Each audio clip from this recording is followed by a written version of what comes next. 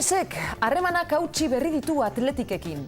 Eta Gasteizko alkateak Javier Marotok talde bizkaitarrarekin tratua duten klubak zigortzeko mehatxua egin du. Arabako Foru Aldundia haratago joan da eta iniziatiba berritzaile bat aurkeztu berri du. Heziketa da Atletiki aurre egiteko modurik onena.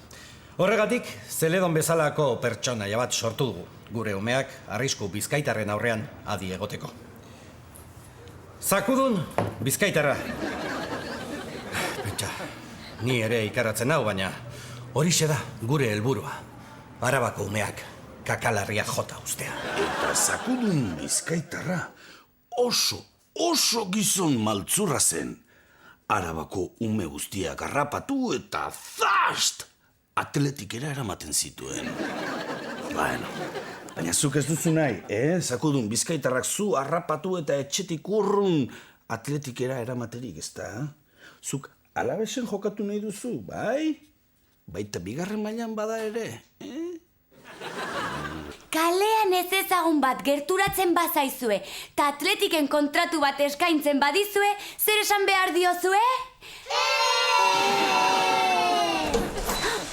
Ta orain ezkutatu, Zakudun bizkaitarra sartu da ikastolan! Dendenak eramango zaituzten lezamara. Eta behin etxetik eta familiaren gandik urrun zaudetela, ordezko jokalariak izango zarete.